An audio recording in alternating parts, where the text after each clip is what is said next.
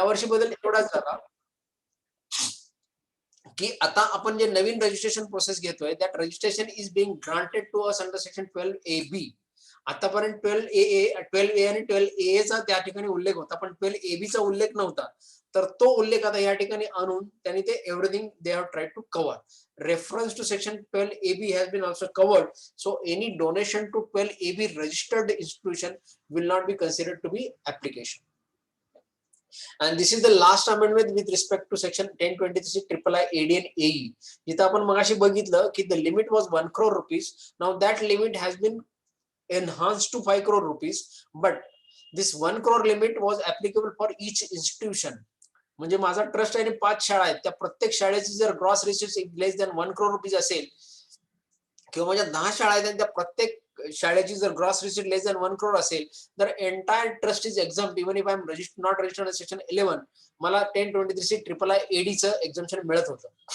पण आता हे ग्रॉसच्या पर इन्स्टिट्यूशनच्या ऐवजी they are talking about for the entire trust and therefore the enhanced limit applies to the entire trust and it will not apply to per institution. पण याच्यामध्ये माझं reading जरासं वेगळं आहे, कारण हे जे ऍप्लिकेबल होणार आहे फ्रॉम असेसमेंट इयर 22-23 याच्यामध्ये जे एक्सप्लेनेशन आता आपण जे म्हटलं मगाशी एक्सप्लेनेशन आलेलं आहे, that explanation what does this explanation says की हे सगळ्या ट्रस्ट साठी घ्यायचं आहे आणि पर इन्स्टिट्यूशन साठी घ्यायचं नाहीये.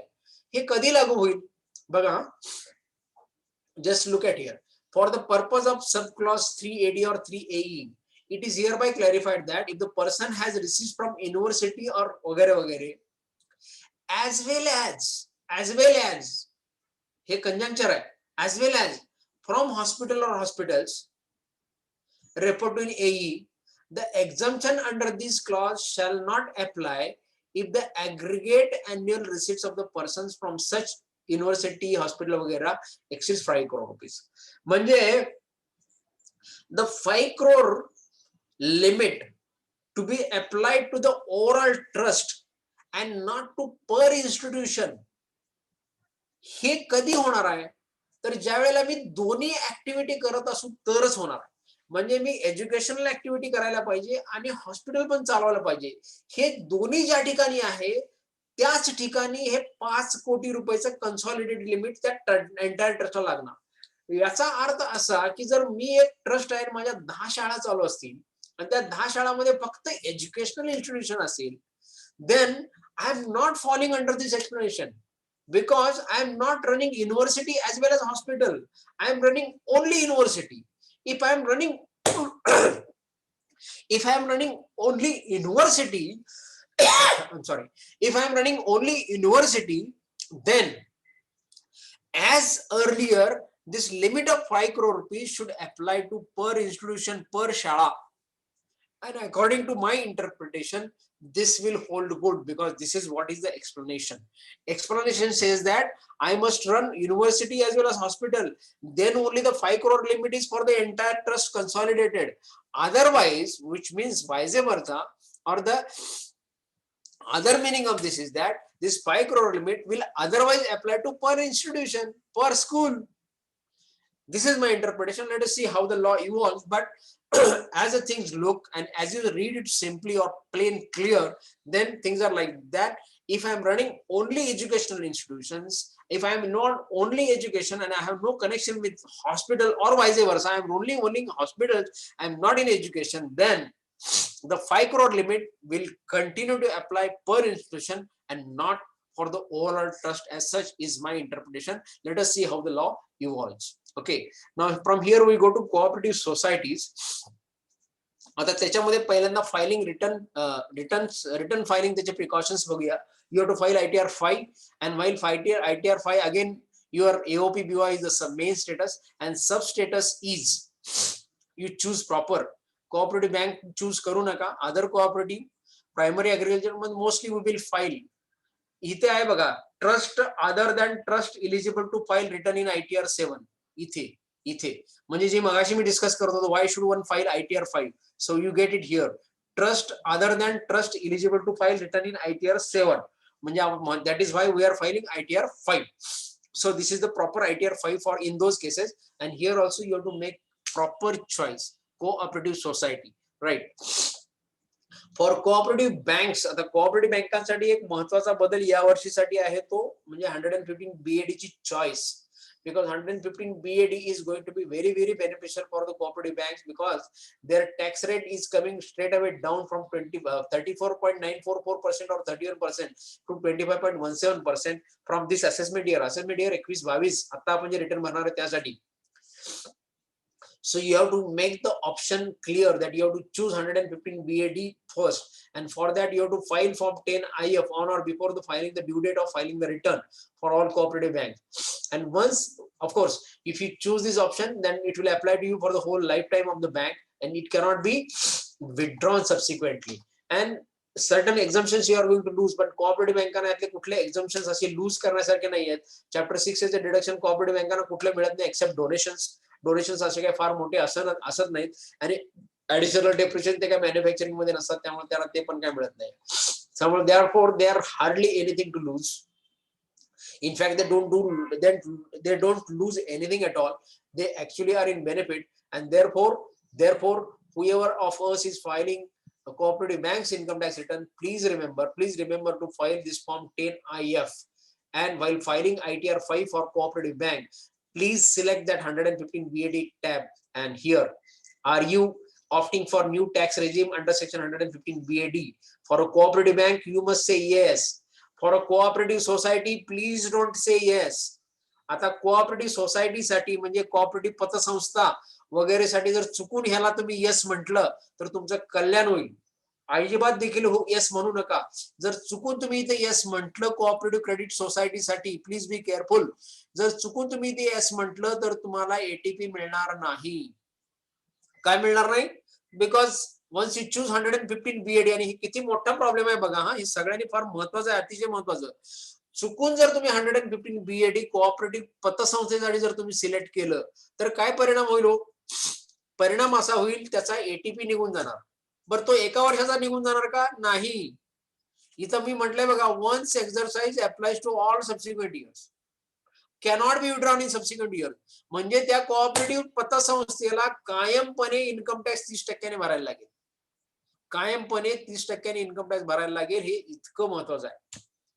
त्यामुळं आपल्यावर जबाबदारी फार मोठी आहे आणि अतिशय काळजीपूर्वक रिटर्न भरायला पाहिजे. चुकून सुद्धा इतर बँकेत 150 BAD ला यस म्हणू नका, आणि कोऑपरेटिव्ह बँकेच्या बाबतीत चुकून सुद्धा त्याला नो म्हणू नका. हे दोन्हीकडचं आहे. दोन्ही either both are two extremes. Alright. And if you make a incorrect choice you are putting the assessee in big problem. म्हणजे त्यांचे फायनान्शियल लॉसेस मोठे होतील आणि परमनंटली होतील, आणि त्याला जबाबदार सगळी आपली जबाबदारी. एक आपण टॅब एक क्लिक मारली आपण, त्याच्यासाठी आपण जबाबदार राहू. So be careful, very very watchful, very alert, and absolutely clear in your mind so far as these provisions are concerned. Be careful. आणि मग 115 BAD मध्ये इथे यस म्हटलं की तुम्हाला तो 10 IF तुम्ही कधी भरला त्याची डेट द्यायला लागते, एक्नॉलेजमेंट नंबर द्यायला लागतो. तर ते एक म्हणजे असं म्हणू आपण की चुकून पतसंस्थेच्या बाबतीत तुम्ही इथे यस म्हटलं तर तुम्ही IF भरला का ते विचारते तुम्हाला.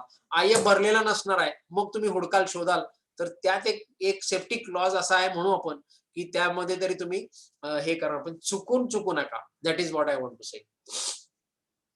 शेड्यूल बऱ्याच वेळेला आपण बघतो की पतसंस्थांच्या केसेसमध्ये एटीपीची बोंबाबोंब बऱ्याच वेळेला दिसते. कारण नसताना आपल्याला एटीपी मिळत नाही, आणि ते मग सगळं रेक्टिफिकेशन 143(1A) ची इंटिमेशन, मग ते रेक्टिफिकेशन करत नाहीत, ते आपलं ऐकत नाहीत, त्यांना आपलं कळत नाही, आमचं त्यांना कळत नाही, त्यांचं आपल्याला कळत नाही वगैरे सगळं चालू आहे. आता हे सगळे प्रॉब्लेम्स आहेत ते सीपीसीने स्वतः क्रिएट केलेले प्रॉब्लेम्स आहेत, आणि त्यात भर घातलेले आपल्या सॉफ्टवेअरवाल्यांनी. हा प्रॉब्लेम आहे आजचा. आता सॉफ्टवेअरवाला आणि ते त्यांचं एकमेकांना त्यांना काय कळालेलं दिसत नाही. पण आता सीपीसी शहाणं झालेला आहे गेल्या वर्षीपासून पर्टिक्युलरली, आणि त्यांनी एटीपीचा डिडक्शनसाठी सेपरेटच एक टेबल दिलेला आहे. त्यांच्या पण लक्षात आलं की we are unnecessary making the additions and creating demand which are otherwise not necessary, and that is why they have given this particular schedule. It's there in the last year, also this year. आता याच्यामध्ये बघण्यासारखं काय आहे, तर हे बघा तुम्ही which category you actually follow in. पतसंस्था एटीपी 2A1, त्याच्यानंतर तुमचं काय असतं ते हे कलेक्ट म्हणजे मजूर संस्था असतील, कलेक्टर डिस्पोजल ऑफ लेबर, त्याच्यानंतर कॉटेज इंडस्ट्री असेल तर विदाउट एड ऑफ पॉवर इथं लिहा. त्यानंतर फिशरी बघा, fishing or allied activities for the purpose of supplying to its members. त्यानंतर काय तुमचं ते डेअरी असेल तर your cooperative society engage in supplying milk, oil seeds वगैरे वगैरे. कंझ्युमर कोऑपरेटिव्ह म्हणजे जो काही कॅटेगरी आहे that you feel. And here interest dividend from investment in other cooperative society. आता ह्याच्याबद्दल थोडंसं डिस्कशन आपण नंतर करणार आहे. तर पर्टिक्युलरली यू चूज दिस. आणि ह्या स्लाइड मधला सगळ्यात महत्वाचा म्हणजे नेचर ऑफ बिझनेस कोड. आता नेचर ऑफ बिझनेस कोड तुम्ही प्रॉपर चूज करायला पाहिजे. इन्कम घालाल, अमाऊंट एलिजिबल फॉर डिडक्शन, जेवढं इन्कम आहे तेवढं सगळ्याला एक्झम्पशन मिळेल, हे सगळं तुम्ही घालाल. पण nature of business code properly select करणं हे हिथं आणि सगळ्यांना जे विचारलेलं आहे तिथं दोन्हीकडे नेचर ऑफ बिझनेस कोड हा प्रॉपर आला पाहिजे. आता हे पुढच्या स्लाइड मध्ये बघा, ही इन्स्ट्रक्शन आहे. ह्या इन्स्ट्रक्शन मध्ये सीबीडीटीने काय म्हटलंय बघा. Then respective business code should be selected in both nature of business and schedule ATP. आता schedule ATP इथं बघितलं आपण, इथे नेचर ऑफ बिझनेस मध्ये इथे बिझनेस कोड प्रॉपरली सिलेक्ट केला पाहिजे. आणि ह्या ए जनरल मध्ये तुम्ही इथं कोड प्रॉपर सिलेक्ट केला पाहिजे. ट्रेड नेम तुम्ही काय असेल ते पतसंस्था लिहा, इथे लिहा cooperative credit society or providing credit facility to members वगैरे काय असेल ते लिहा इथं. पण इथला कोड आणि इथला कोड हा मॅच व्हायला पाहिजे. हो, ह्या कॉलम मधला कोड आणि ह्या कॉलम मधला कोड मॅच व्हायला पाहिजे. इथं काहीतरी तुम्ही तिसरं लिहाल, इथं वेगळं लिहाल, इंटरनल कॉन्ट्रॅडिक्शन, एटीपी मिळत नाही. हेच आजपर्यंत महत्वाचं कारण हेच आहे, दुसरं काही कारण नाही. इंटरनल कॉन्ट्रॅडिक्शन म्हणजे इथला बिझनेस कोड आणि इथला बिझनेस कोड मॅच होणं हे एटीपी घेण्याच्या दृष्टीने अतिशय महत्वाचं. हे जर सेम झालं तुमचं लॉक केज आहे, आन्सर इज फायनल. काय एटीपी तुम्हाला कसं मिळत नाही बघा, मिळणारच ते. फक्त ही एवढ्या काळजी घ्यायला पाहिजे, इथं प्रॉपर सेक्शन चूज करायचा, इथला बिझनेस कोड आणि इथला बिझनेस कोड व्यवस्थित असला पाहिजे. आणि तो बिझनेस कोड काय आहे ते इथं त्या इन्स्ट्रक्शन मध्ये दिलेलं आहे. ते 988 पानं आलेत, त्यातलं हे मी सिलेक्ट करून तुमच्या समोर मांडतोय. 23,001. त्याच्यानंतर फिशरीजचं कुठं आहे, ते फिशरीजचं आहे का, फिशरीजचं कुठेतरी आहे इथं. हे फिशिंग 23,000 किती आहे बघा, 23,007 किंवा जे काय असेल ते कोऑपरेटिव्ह कंझ्युमर सोसायटी. आता हे बघा 23,011 interest dividend income from investment other society. तर 23,011 इथे पण येऊ देत आणि 23,011 इथे पण येऊ देत, इथे आलं लक्षात. तर हे इंटरनल कॉन्ट्रॅडिक्शन व्हायला नको, त्यामुळे हे कोड व्यवस्थित सगळ्यांनी लक्षात घ्या आणि ते कोड तिथे एकदा सिलेक्ट करा. आणि आपली सॉफ्टवेअर निदान तेवढी तरी शानी आहेत की मागच्या वर्षीचे कोड पुढे ते नेहमी आहे तसे कॅरी फॉरवर्ड करतात. पण तरी पण एकदा बघा आणि या वर्षी तरी व्यवस्थित कोड घाला, तुमचा कुठलाही एटीपी रिजेक्ट होणार नाही, काय प्रॉब्लेम होणार नाही. हे फक्त एवढं व्यवस्थित घ्या. आणि तीच आता इथं एटीपी मध्ये जी काय आपण डिडक्शन क्लेम केलेली आहे, इथं जी काय टोटल आली इलिजिबल फॉर डिडक्शन, ती तुमच्या ह्या चॅप्टर 6 ला येते का बघा, इथं एटीपी ला आली का नाही बघा. एवढं बघितलं तर आपल्याला आपलं काम होईल आणि त्यामुळे आपल्याला एवढ्याच प्रिकॉशन्स घेणं हे सगळ्यात महत्वाचं आहे. आता delayed filing of the return ATP, त्याच्यामध्ये काय झाले त्याचा थोडक्यात विचार करू आता आपण. आता काय झालेलं आहे की सेक्शन 80AC हा नवीन सेक्शन आहे. हा म्हणजे आहे पूर्वीचा सेक्शन, पण त्याच्यामध्ये अमेंडमेंट झाली. एव्हा 18.19 पासून त्यांनी असं सांगितलं की deduction under ATP will be available. In fact त्यांनी काय म्हटलंय की deduction with respect to certain incomes as are given in chapter 6A. मग त्यामध्ये एटीपी एक आहे, deduction with respect to certain income. आता चॅप्टर 6A मध्ये there are deduction with respect to certain investment expenses आणि deduction with respect to certain income. आता LIC ATC ची जी डिडक्शन आहे, आता एटीसी LIC ची जी डिडक्शन आहे ती चॅप्टर 6A खालची डिडक्शन आहे, पण that is not deduction with respect to certain income, that is deduction with respect to certain investment. त्यामुळे LIC ची डिडक्शन जरी रिटर्न लेट भरलं तरी मिळणारच, कारण that is deduction with respect to certain investment. It is not deduction with respect to certain income.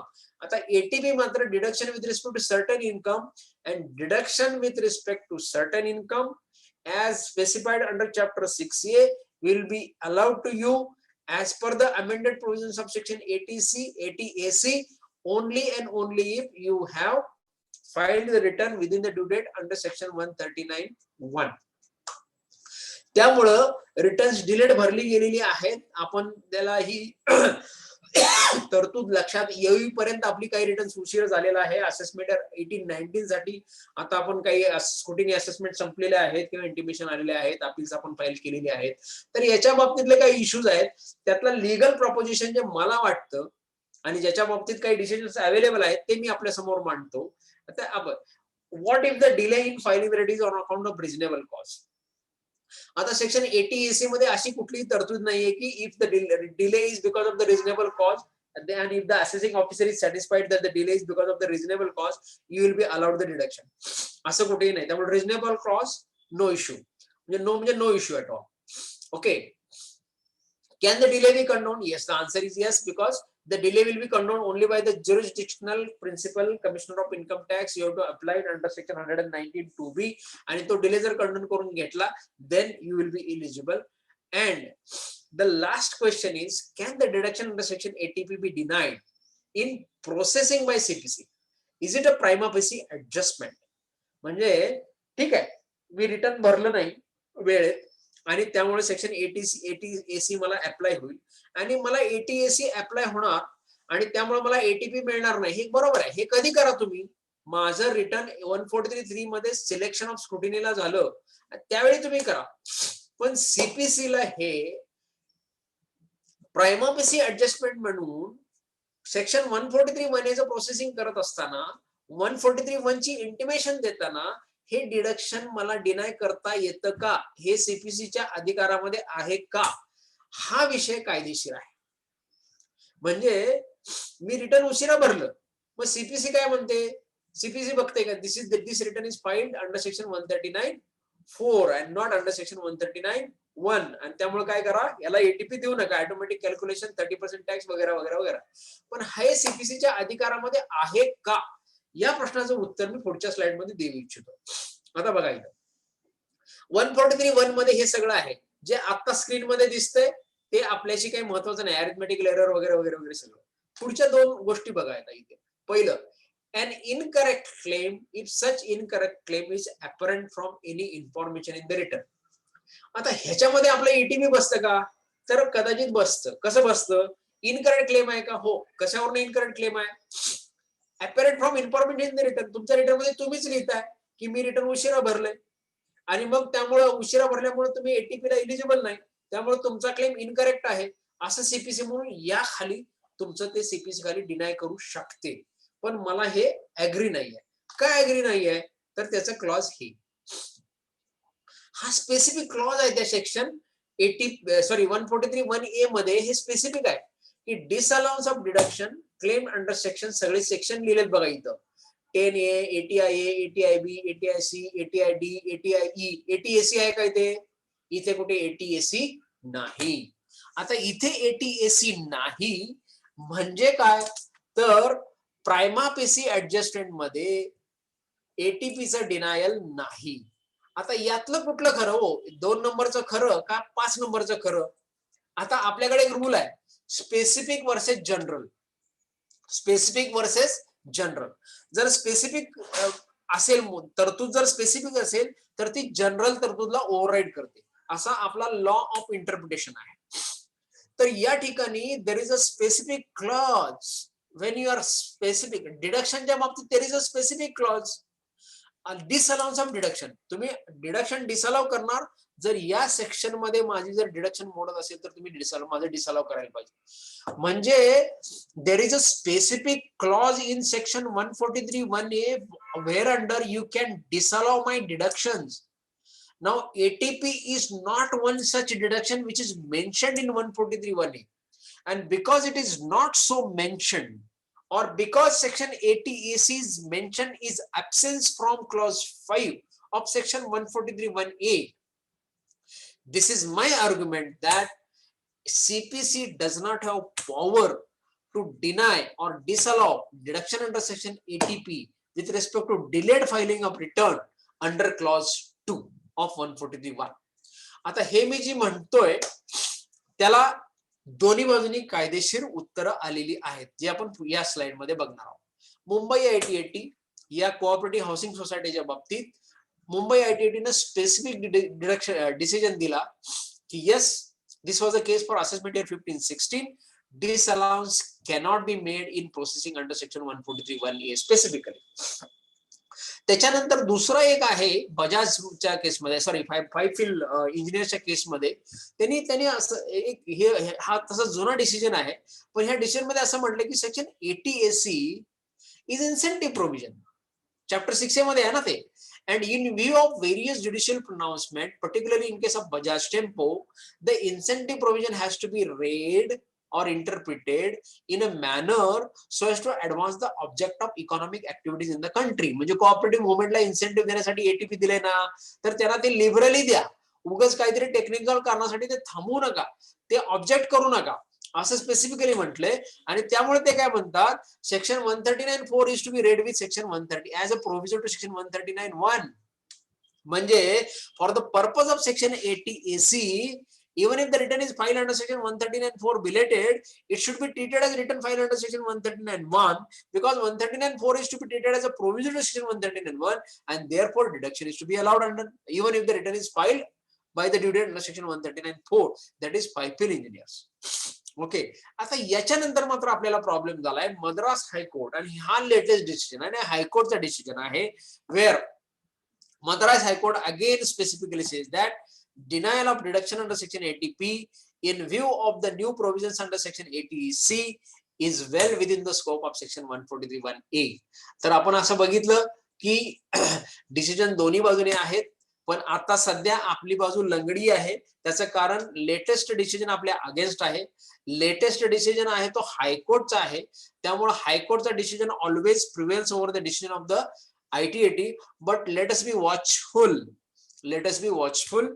असा काही law कसा डेव्हलप होतो, आपल्या बॉम्बे हायकोर्टचा काय डिसिजन येतो का, पुणे आयटीचा काय डिसिजन येतो का, मी जे आर्ग्युमेंट केलं ते आर्ग्युमेंट कोणाला ऍक्सेप्ट होऊन त्याप्रमाणे काही आलं का, किंवा हे मद्रास हायकोर्ट पुन्हा सुप्रीम कोर्ट मध्ये जाऊन त्याच्या पुढे काय होतं का, हे बघूया आपण. आणि त्यातनं जर आपल्याला काय आशेचा करून दिसला तर बघूया.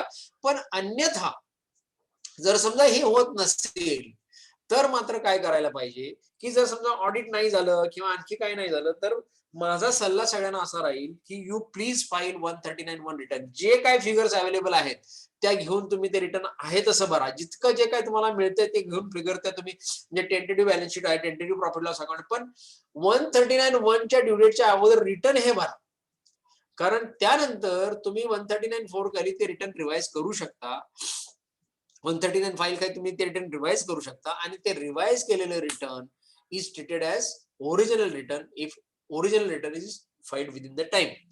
त्यामुळे ओरिजिनल रिटर्न वेळेत भरणं, जे काही फिगर्स आहेत ते भरा, झिरो फिगर घालून बघा चालतंय, त्याच्यानंतर ते रिवाइज करा.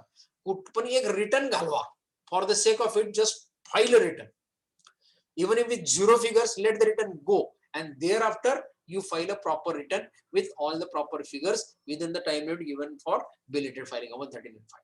All right, so हे काळजी घ्यायला पाहिजे. The last issue today I want to discuss, which has been the issue with respect to interest income from cooperative banks. आता interest income from cooperative banks, काही लोकांनी त्याला income from business ATP 2A1 मध्ये claim केलेला आहे.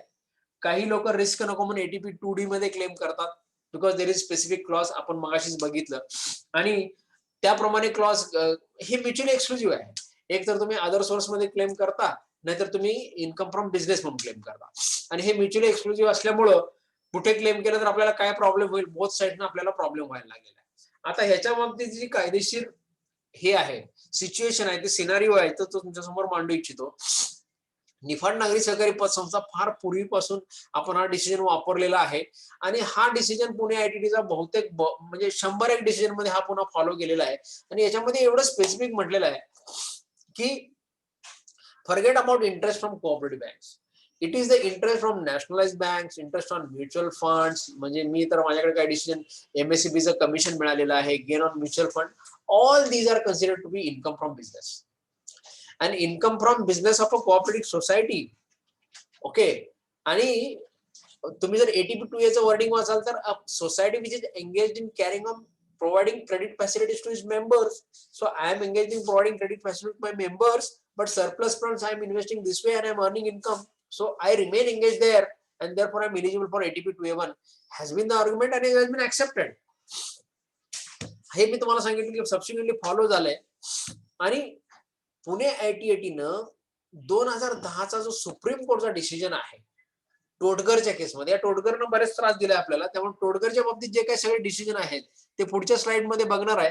फक्त इथे एकच सांगू इच्छितो की टोटगरचा जो 2010चा जो डिसिजन आहे तो डिसिजन पुणे आयटीटीने ह्या ठिकाणी डिस्टिंग्विश केलेला आहे आणि सुप्रीम कोर्टचा डिसिजन डिस्टिंग्विश करून हे डिडक्शन तुम्हाला मिळू शकतात.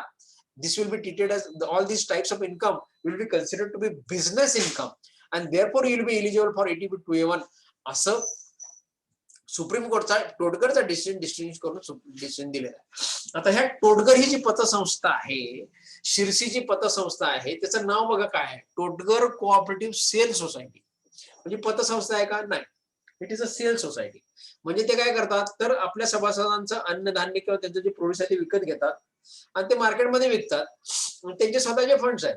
आता अन्नधान्य विकत घ्यायला एक सीझन असतो, त्या सीझन मध्ये विकत घ्यायचं, त्यावेळेला भरपूर पैसे लागणार, भरपूर स्टॉक होणार, भरपूर डेटर्स होणार आणि जसा जसा मालाचे पैसे रिकवर होतील तोपर्यंत पाऊस पडून पुढचा सीझन खरीप हंगाम येईपर्यंत हे पैसे त्यांच्याकडे शिल्लक राहतात. मग हे असे पैसे ते गुंतवतात. असे गुंतवलेले पैसे त्यांना जे त्याच्यावरचं जे व्याज मिळालेलं त्या व्याजाचं काय, हा ह्या टोटगरचा कार्यक्रम आहे. लक्षात. म्हणजे investment of surplus fund on that what ever income is earn, that income whether it is eligible for deduction under section 80P or not, हे ह्या टोटगरचं भांडण आतापर्यंत सगळे जे चालू आहे. आता ह्या टोटगर मध्ये 3 महत्वाचे डिसिजन आले. पहिला आला हा 322 ITR 283 2010 मध्ये हा डिसिजन आला. त्यात सुप्रीम कोर्टाने काय सांगितलं की you are a sale purchase society, त्यामुळे तुम्ही जे पैसे फंड्स बाहेर ठिकाणी पार्क करता, it is not your business activity, तुम्ही काय बँकिंग बिझनेस करत नाहीये. त्यामुळं तुमचे हे जे इंटरेस्ट इन्कम पार्क फंड्स वरचं जे आहे it is not business income. आणि त्यामुळे त्यांनी काय सांगितलं की it is to be treated as income under section 56 as income from other sources and because it is income from other sources you will not be able to claim the deduction, you are not eligible for deduction under section 80P 2A1. पण त्याच वेळेला एक शेवटचा paragraph जर आपण वाचला त्या टोटगरचा 322 ITR 283 चा, तर त्यात सुप्रीम कोर्टाने काय सांगितलं की टोटगरच्या वतीनं त्यांच्या वकिलाच्या वतीनं आणखी एक आर्ग्युमेंट करण्यात आलं आणि ते आर्ग्युमेंट असं होतं, okay if we are not eligible for deduction under section 80P 2A1 then we should be allowed deduction for proportionate cost. तर ते सुप्रीम कोर्टाने मान्य केलं and the matter was referred to the file of the high court की please consider their this claim that they are entitled for proportionate cost. त्यांची जी काही proportionate cost आहे ती तर द्या, हे तिथं सांगितलेलं आहे. पण आपल्याकडे असेसिंग ऑफिसर आपल्या प्रपोर्शनेट कॉस्टचा क्लेम सुद्धा ऍक्सेप्ट करत नाही. जे काय सगळं इंटरेस्ट मिळालेलं आहे ते सगळेच्या सगळं ऍड करून रिकाम होतात. टोटगर 322 ITR 283 वापरून आतापर्यंत करत आले.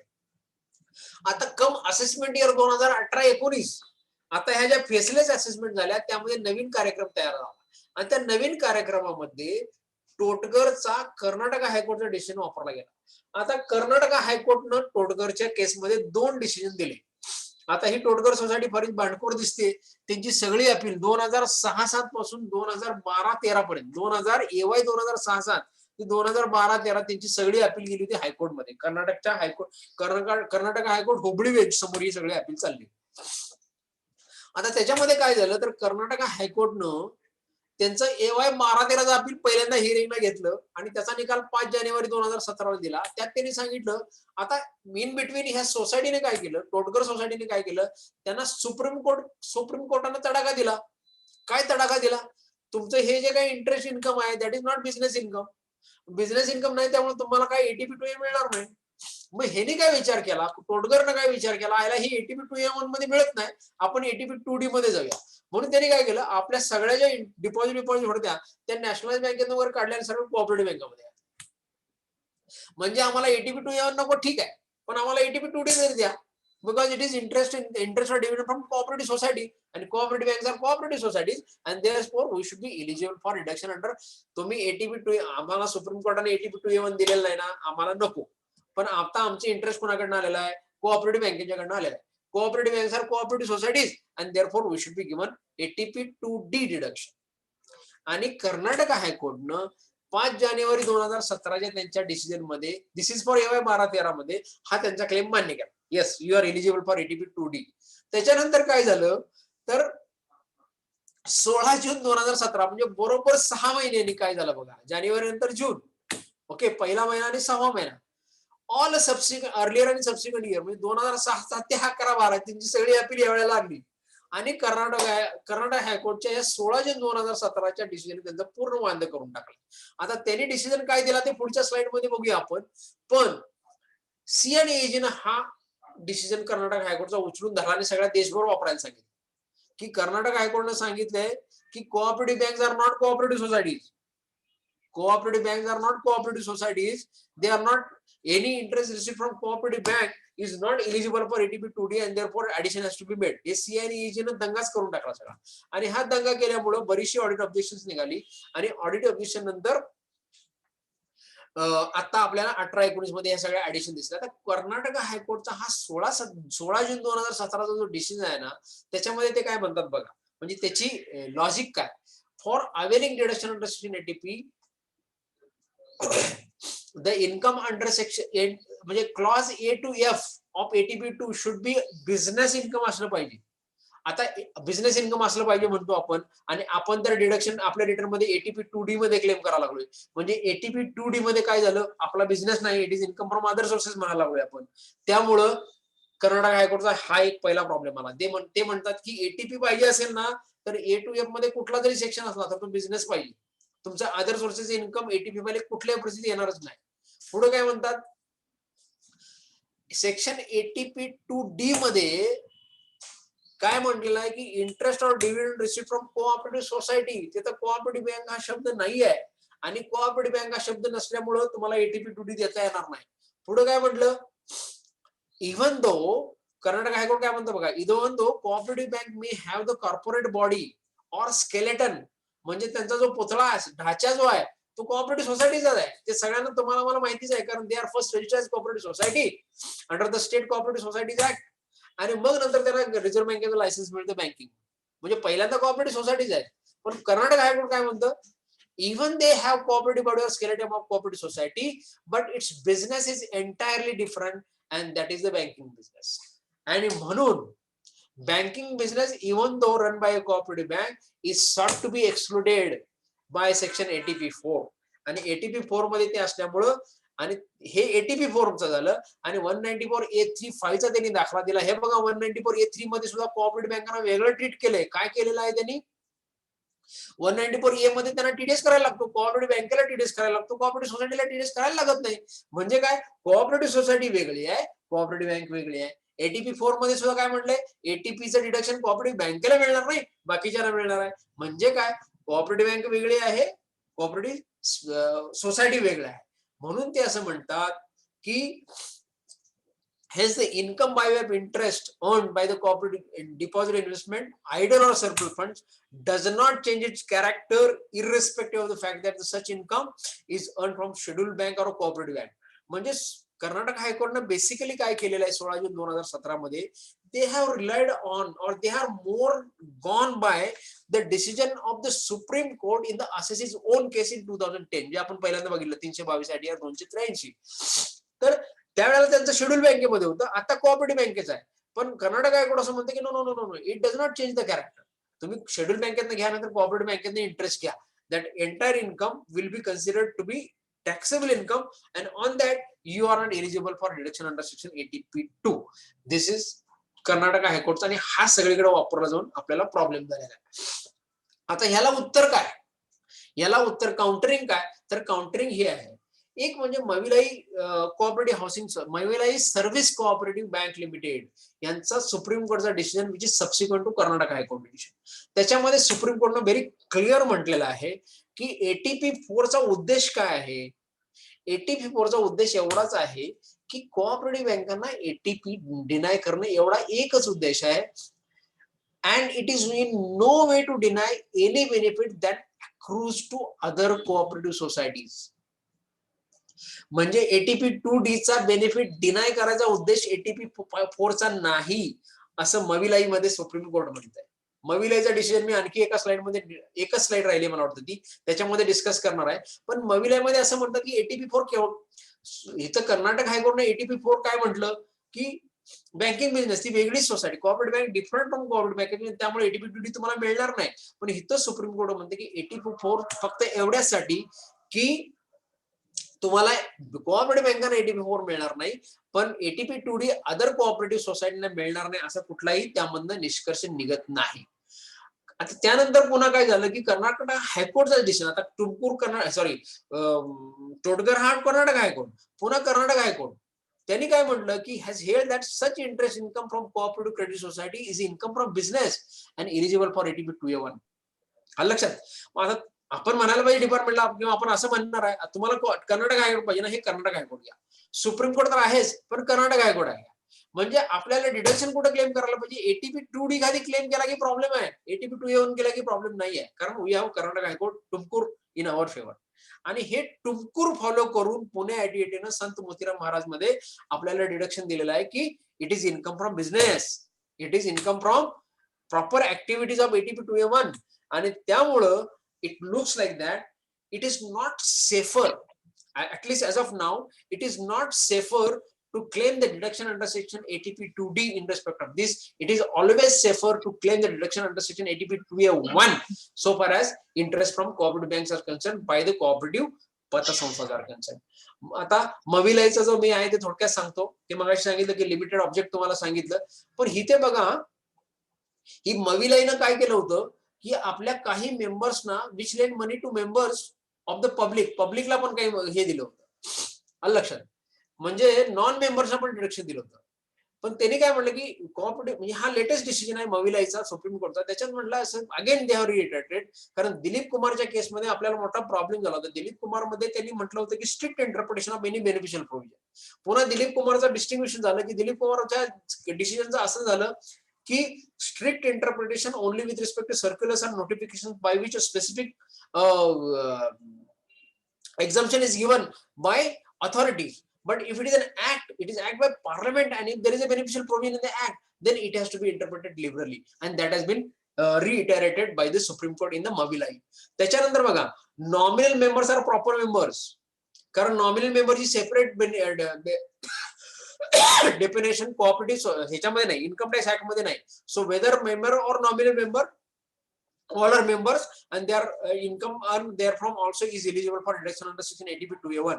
आणि पुढचं महत्वाचं म्हणता, जर तुमचा काही बिझनेस नॉन मेंबर वरचा असेल तर profits attributable to such loans only not eligible for deduction. म्हणजे प्रपोर्शनेटची कन्सेप्ट सुद्धा मविलाई मध्ये आलेली आहे. तर त्यामुळं मविलाईचा डिडक्शन डिसिजन आपण या सगळ्या पद्धतीने आपण वापरू शकतो आणि आपण त्याचा बेनिफिट घेऊ शकतो. दिस is what I wanted to deliberate today. With this, I thank both the branches, Ratnagiri as well as my own Ichalkaranji branch. Ratnagiri is also now my own branch. I've been dealing with them so frequently. So both the branches, thank you very much for the opportunity. You gave me an opportunity for studying this. Once again, thank you very much. Now with this, we can proceed for taking the questions if there are any. Hello, sir. Yes. There are some questions in the chat. Yes, can you see it? Yes, I will go over this. Yes. पहिल्यांदा मी chat box मधले questions बघतो. सुनील विंचू सरांचा पहिला, is there any case law where 139.5 will also be allowed and not according to CPC 139.5? मी आता 2 decision discuss केलेले आहेत, 3 डिसिजन ते तुम्हाला अवेलेबल आहेत. You can have those decision and accordingly आपण ते बघू शकतो. 139.5 चा आपण डिस्कशन डिटेल मध्ये डिस्कशन केलं. श्रीकांत बापट सरांचा एक क्वेश्चन आहे, is there any case law where section where 139.4A will also be allowed and not according to CPC 139.1? Unfortunately अजून याच्यावर डिसिजन कुठे झालेला नाहीये. म्हणजे 139.1च्या टाइम लिमिट मध्ये किंवा 139.4च्या टाइम लिमिट मध्ये जर मी हे केलं तर मला सेक्शन 139.4A ची डिडक्शन मिळाली पाहिजे असा डिसिजन अजून तरी माझ्या वाचनात आलेला नाहीये.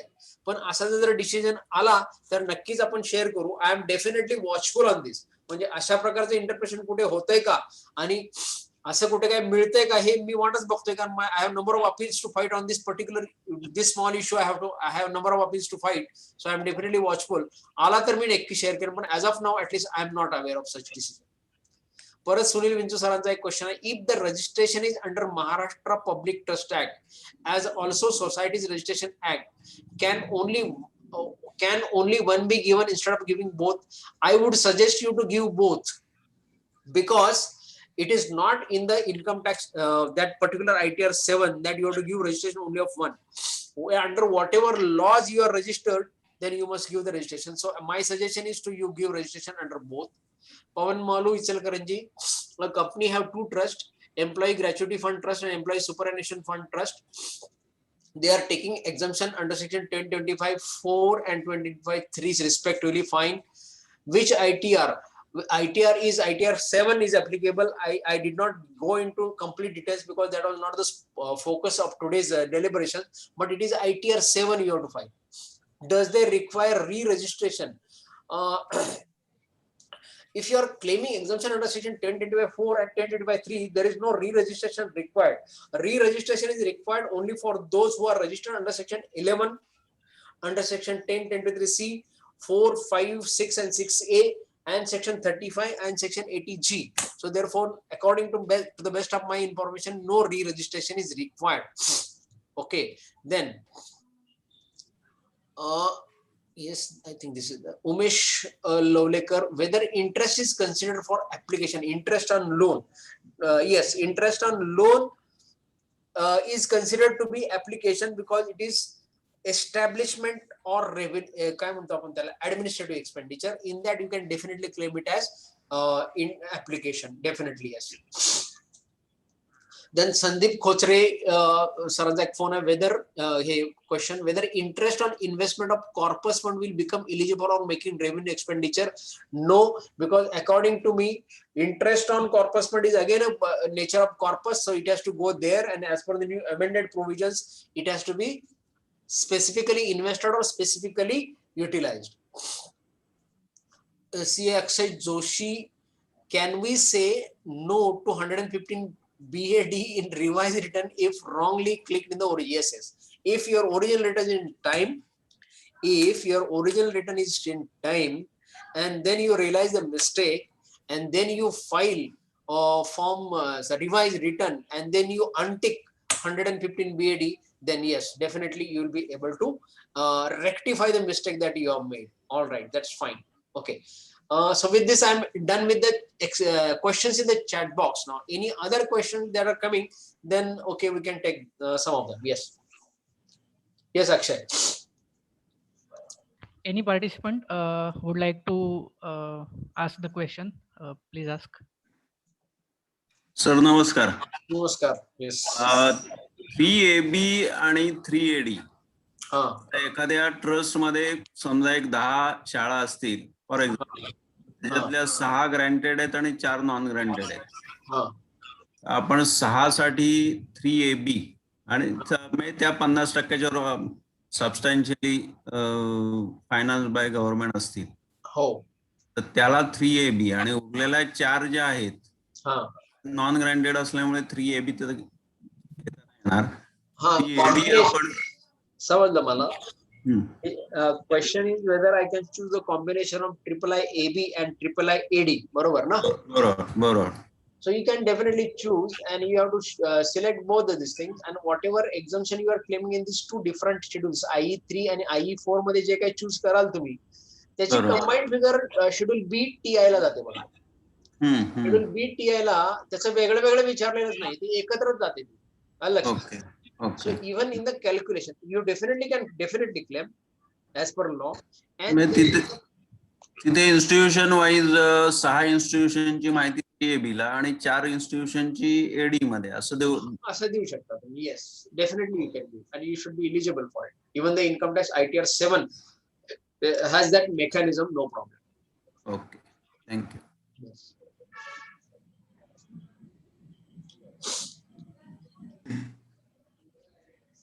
Thank you, sir. Before we go to the end of the webinar, senior CA from Chipadun, CA Shashikant Kale sir, would like to share with us. Kale sir, please. Regarding the limitation of liability. Yes, Kale sir. नाही, आपल्याकडे थोडासा वेगळा मुद्दा 2 मिनिटात मांडण्याचा प्रयत्न करतोय.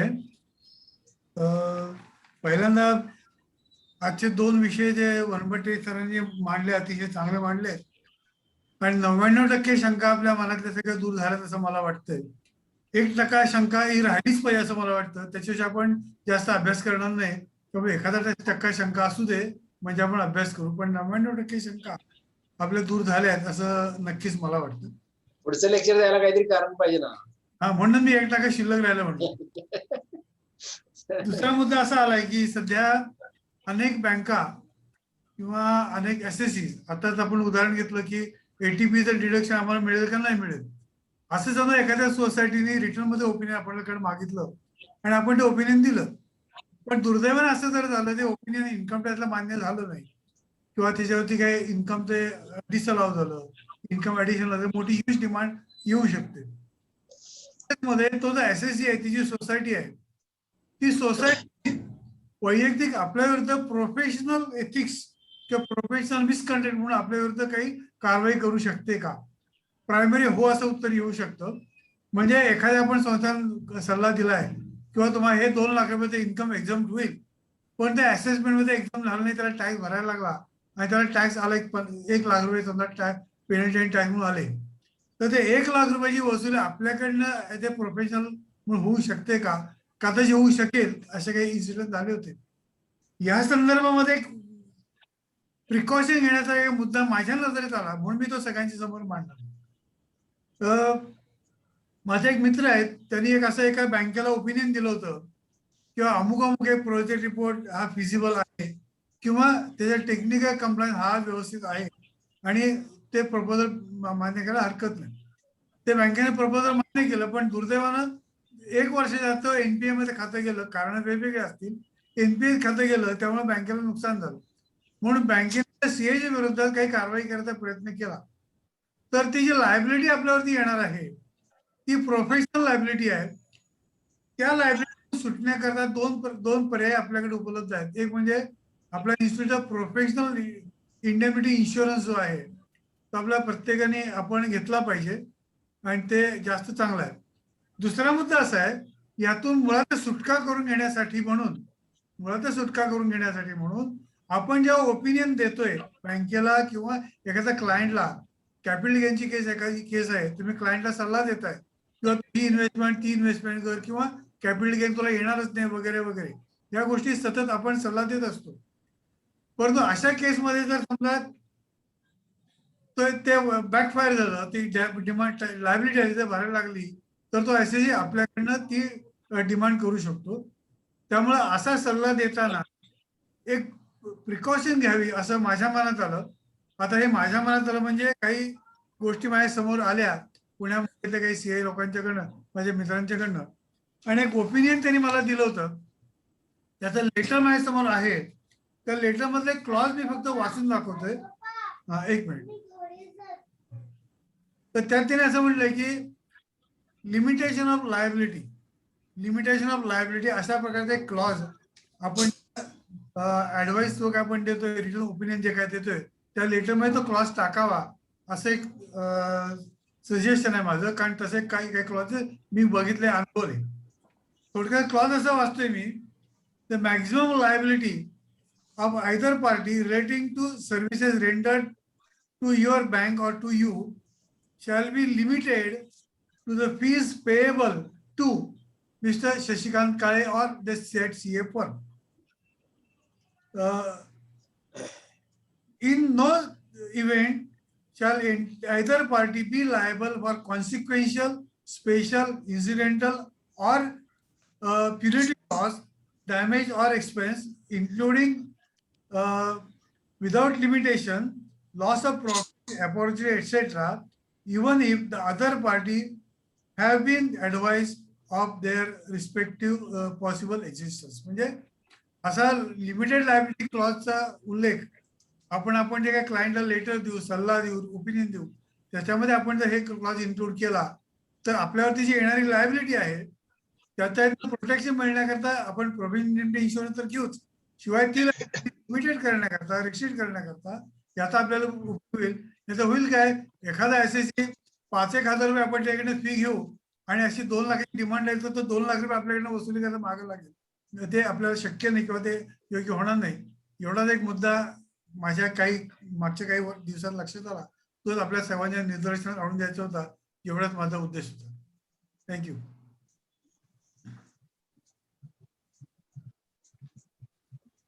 आता तो जो क्लॉज जो काही आहे, one but sir, expert comments. Expert comments on this opinion. म्हणजे हा एक दोन गोष्टी म्हणजे 2-3 गोष्टी मला, एक म्हणजे पहिला विषय कसा आहे की म्हणजे काळे सरांनी जे एक्झाम्पल सांगितलं रिगार्डिंग अप्रेझल ऑफ किंवा opinion regarding the financial projections वगैरे ज्याचं जे टेक्निकल आहे. Institute has given issued guidance note as to how you can certify the projections, right? आणि म्हणजे if I remember it right, SAR 4410 particularly जे आहे ते आपण वापरू शकतो आणि त्याप्रमाणे आपलं देताना सर्टिफिकेशन त्या फॉर्मॅटमध्ये द्यायला पाहिजे. That is one. आणि सेकंड आस्पेक्ट इज काळे सरांनी म्हटलं त्याप्रमाणे हे द लायबिलिटी हे सगळं तर करायलाच पाहिजे. But going beyond your drafting of opinion has to be very, very important. I mean, it's not that you just give a plain opinion. ते ओपिनियन मी काय बेसिस वर दिलंय आणि त्याचे कन्स्ट्रेंट्स किंवा लिमिटेशन्स काय आहे हे तर स्पेसिफिक त्या ठिकाणी आलंच पाहिजे. पिक्युनरी लायबिलिटी 5,000 किंवा 2 लाख वगैरे हे सगळं at the end. Before that, the certificate has to be, or the opinion has to be drafted in such a way that it should restrict our the very opinion as to the constraint with which we have given this.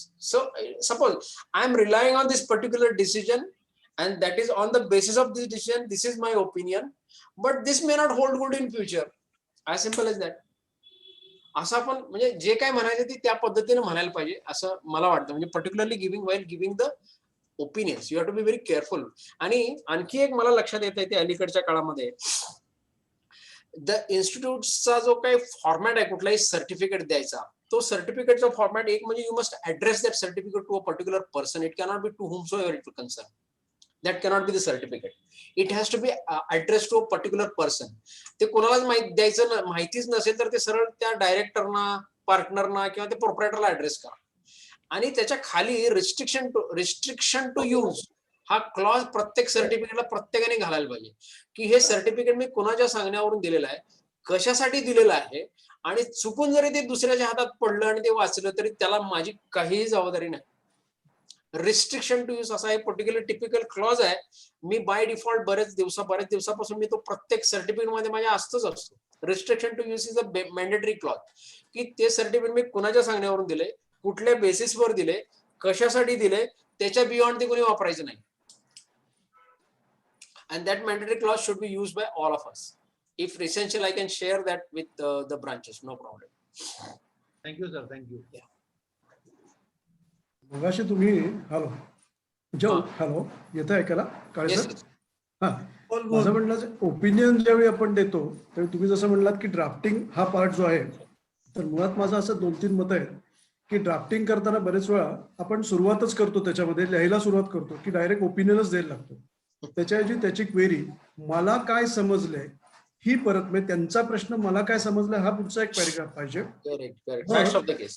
Yes, त्याच्यानंतर त्यांची जी query आहे त्यातले मी कुठले point consider केले हा एक तिसरा part पाहिजे. आणि मग चौथ्या पार्टला मी बाहेरच्या कुठल्या गोष्टी म्हणजे जसं आता तुम्ही म्हणलात तसं केस लॉज असतील किंवा बाकीचे कोणाचे ओपिनियन असतील हे मी काय पद्धतीने घेतले याच्यामध्ये, हा चौथा. आणि मग या सगळ्यांच्या बेसिसवर मी 5वा पॅरेग्राफ ड्राफ्ट करावा की हे आता माझं ओपिनियन आहे.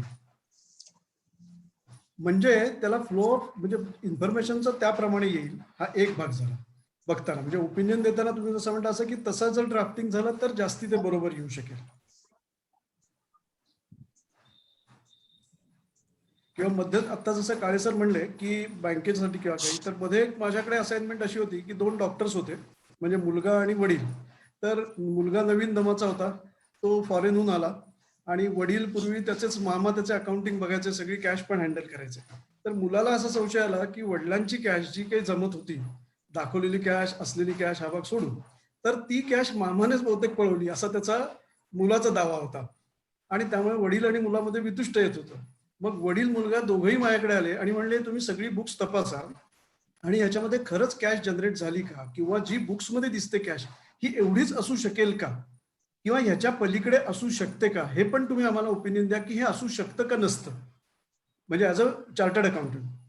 तर त्या ठिकाणी मगाशी जसं मी म्हटलं की जो सरांनी आता क्लॉज वाचून दाखवला तो रिस्ट्रिक्ट करायला बरं पडतं, की जेणेकरून ओपिनियन जो द्यायचा आहे किंवा त्यांची बुक्स वाचून मला जर काहीतरी सांगायचं आहे तर त्याला मला लिमिट करता येतं की अरे बाबा हे माझ्या समोर आहे, त्या बेसिसवर हे असं घडू शकतं किंवा घडू शकत नाही, अशा पद्धतीने. त्यामुळे तो लिमिटेशनचा जास्ती उपयोगी पडतो आपल्याला.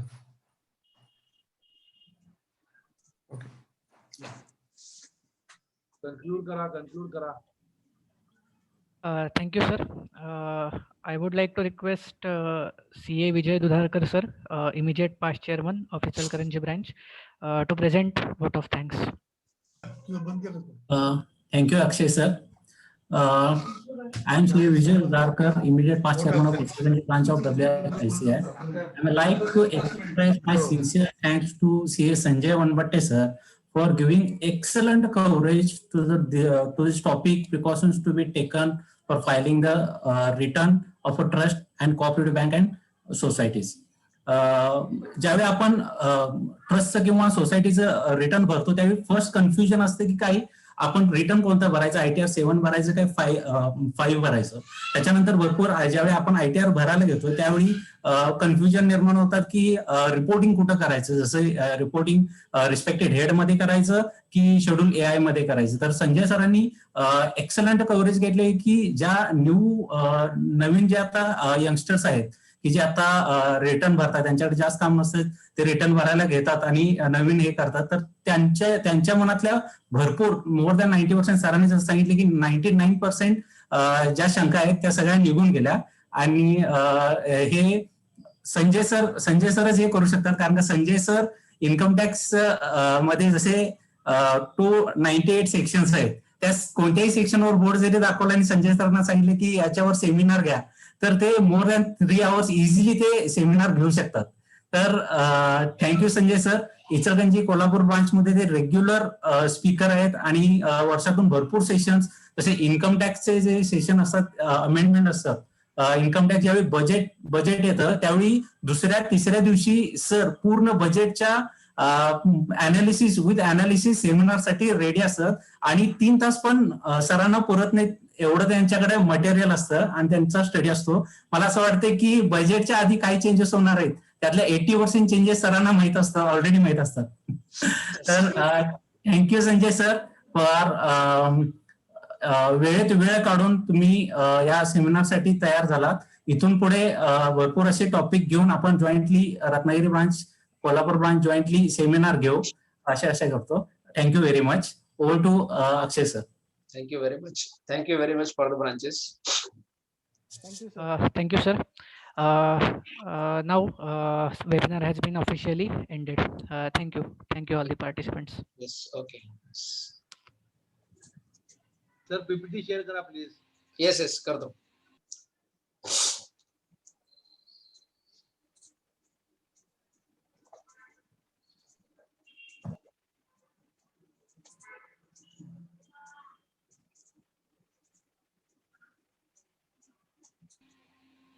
आनंद सर कन्क्लूड करा. हो केलं ना. टाटा करायचं. हो हो. Bye bye bye bye bye bye bye bye bye. Good night. Thank you. Sweet dreams. Thank you. Same to you. Redekar sir, sweet dreams.